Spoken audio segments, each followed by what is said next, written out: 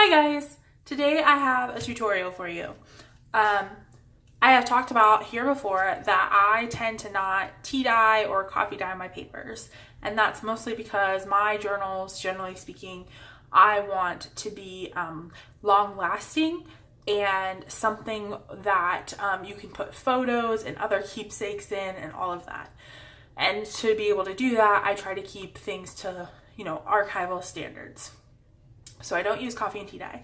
I will link a couple articles from my website below talking about why all of that is, how tea and coffee can sometimes harm the long-term, the longevity essentially of your notebooks and all of that if you're interested. But because of that, a lot of people are like, well, then how do you, get that gorgeous look if you're not going to tea or coffee dye? How do you make your papers look aged or your tags look aged or whatever? And part of that is like, there's the good old standby of distress ink, and, vintage photo, and, applying that to the edges. But if you have to apply that to a whole piece of paper, that's a lot. That would take you a lot of time. And I don't know if that's always necessary. So one thing I always recommend is just coffee stain a piece of paper, scan it, and then just print that coffee stained image on other pieces of paper. Then, you still get that look, but you won't have to worry about it. But this is another method if you want, if that's not for you, or you want it to actually still sort of feel a little bit, old and all of that. I have a different method for you. And that involves using the distress sprays. So I have, this set is really good for faux aging. I think these all three still come together. I know that's how I got them. They're Tim Holtz Ranger Distress Sprays. Say that 5 times fast. Tim Holtz Ranger Distress Spray Stains. I have antique linen, vintage photo, and walnut stain. So it just depends on how dark you want it to look. I personally like to mix these colors together to get, custom colors and custom looks depending on what I'm working on. So today I'm going to give you a demonstration of how to do that. So I just have a piece of paper. This is a little bit heavier than your average computer paper, but you could use computer paper.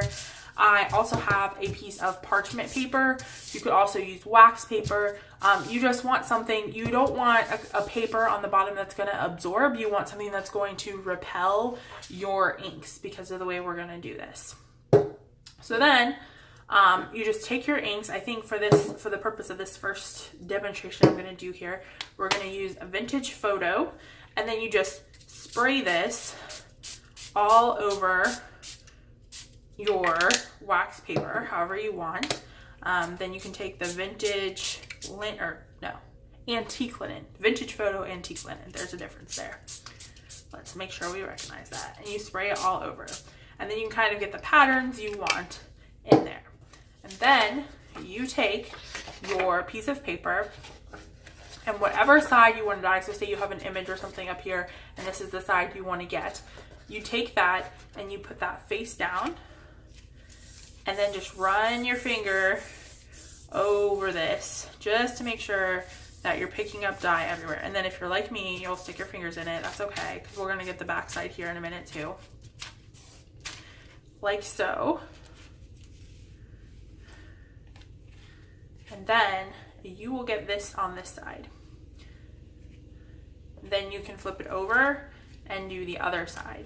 And then what I like to do to make sure we get the stain everywhere is run it over like this. Sort of dab it on and dab it into those spots. Now, in the places you didn't get it, you can either take your spray and go like this, which is what I like to do because personally I like these spots where it's a little bit lighter. I want to make sure I get rid of all the white, but those spots where it's lighter, that makes it look more like it would if this was natural.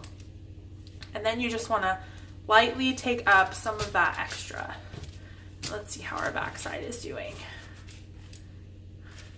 Yeah, so see on this side, I try to use as much as I can, but on the second side, you may need to spray again. So what I do is I set this aside for a second, and then I take my sprays And I go back over. This time, let's use a little bit of the walnut because I like that that's a little bit that darker look. Now, what you can also do, another way, and this look is a little bit different, but another way you can do this is to take the back and slide it through, okay? Because when you slide it through, you're gonna get more of that watercolory look. And you'll also, so the other thing that I like about this that you can't always control with the coffee staining is you're gonna get those areas where it pools and it looks a little bit like I can run that against the edge of my paper there and it looks a little bit more like this has been immersed in water. And because this is distress prints, you're gonna get all those little beading spots and everything else.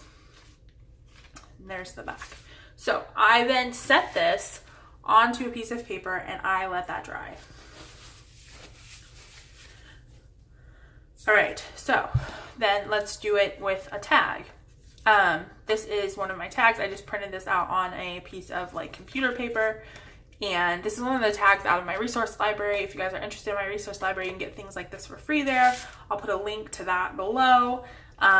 Same thing, you can take the tag. Now you can either just run the edges into this distress spray ink and then you get this beautiful like edging if that's all you want.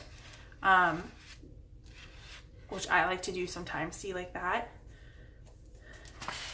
Run it through here like this.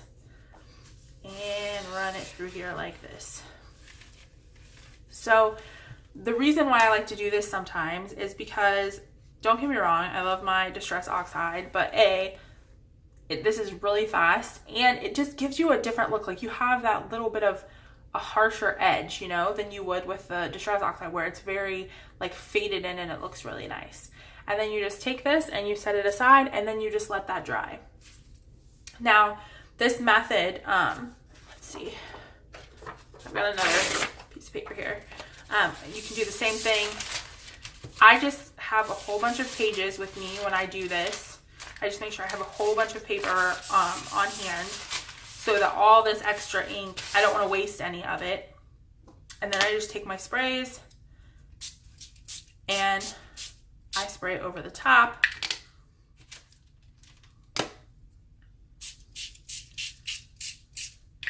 Where is the walnut?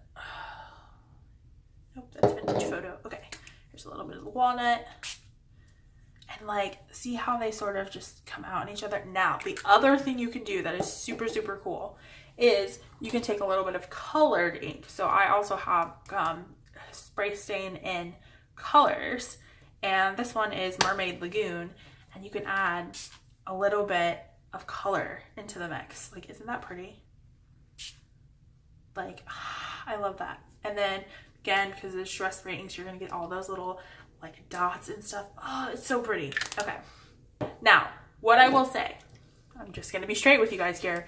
These inks are not that cheap and you do use quite a bit of ink doing this method. So I do not use this for everything. For me, I